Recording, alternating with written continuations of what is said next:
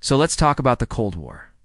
So the Cold War was this period of geopolitical tension between the United States and its allies, and the Soviet Union and its allies. It's called the Cold War because unlike the previous war, there wasn't like one big fight between the two sides. Instead, it was more of a long period of tension where they kept competing against each other through proxy wars, the arms race and the space race.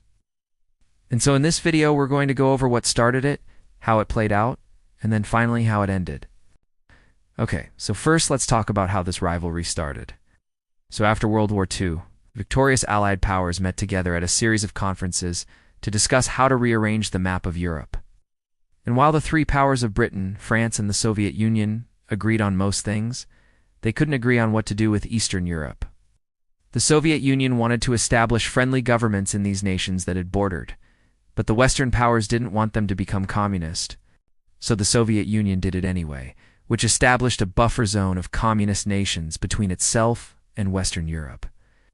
This division of Europe into East and West would be a major point of contention throughout the Cold War, and also during this time. The United States dropped 2 atomic bombs on Japan, an event which left the Soviet Union feeling pretty left out.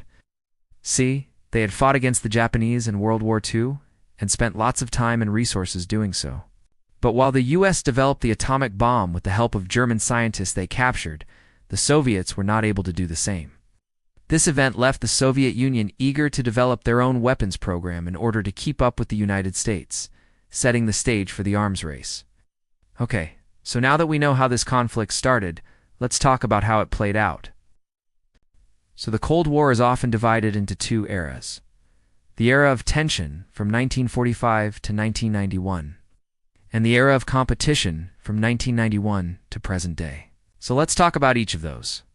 So the first era of the Cold War is often called the era of tension, because this was the time when the United States and the Soviet Union kept competing against each other and trying to prove themselves as the superior power through military alliances, proxy wars, and the arms race. So first let's talk about the military alliances that they formed. So starting in 1949, both sides managed to form their own alliances. On the Western side, we have NATO, the North Atlantic Treaty Organization, which included the United States, Canada, Belgium, Denmark, France, Iceland, Italy, Luxembourg, the Netherlands, Norway, Portugal, the UK, and West Germany. While on the Soviet side, we have the Warsaw Pact, which included the Soviet Union, Poland, Albania, Bulgaria, Czechoslovakia, East Germany, Hungary, Romania, and the like. These military alliances created a situation in which if one of them were attacked, then all the other members would come to their defense. In practice, this meant that the whole of Western Europe was effectively off-limits to the Soviet Union, and vice versa for Eastern Europe. And then next, let's talk about the proxy wars that they fought. So since neither side could attack each other directly, they instead chose to fight against each other indirectly by supporting opposing sides in conflicts around the world. For example, in Korea, the Soviet Union supported the North, and the United States supported the South. And this led to a bloody stalemate along the 38th parallel. Or in Vietnam, the United States supported the government of South Vietnam, while the Soviet Union supported the Viet Cong guerrillas in North Vietnam. Both of these conflicts resulted in huge loss of life, and public opinion at home started to turn against them. And so by the 1970s, both sides decided to scale back on the amount of money they were spending on these types of conflicts. And then finally, let's talk about the arms race. So since nuclear weapons were the ultimate weapon, both sides built up their stockpiles as much as they could. At the peak of the arms race in the 1960s, the United States had about 25,000 nuclear warheads, and the Soviet Union had about 30,000 warheads. And in addition to the quantity of the weapons, both sides also competed in terms of quality as well. The United States wanted to build weapons that could strike anywhere in the Soviet Union, and the Soviet Union wanted to build weapons that could strike anywhere in the United States. This competition led to some very close calls, such as the Cuban Missile Crisis in 1962, which was perhaps the closest the world ever came to nuclear war. Okay, so that was the first era of the Cold War, the era of tension. Now let's move on to the second era, which is the era of competition from 1991 to present day. So in 1991, the Soviet Union fell apart, which meant that the United States was no longer competing against a superpower. This meant that the US became the sole superpower, which allowed them to expand NATO to include former members of the Warsaw Pact. That being said, some people criticize this move as being a sort of American imperialism.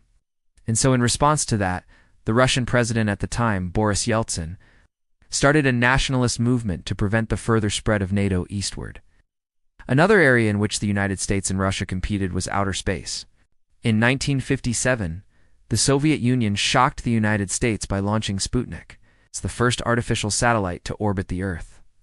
In response to this, Congress created NASA in 1958, and they successfully launched the first American satellite into orbit 2 years later. The United States and the Soviet Union continued to compete in outer space until the end of the 1970s, when NASA's budget was cut in half due to growing inflation and economic problems at home.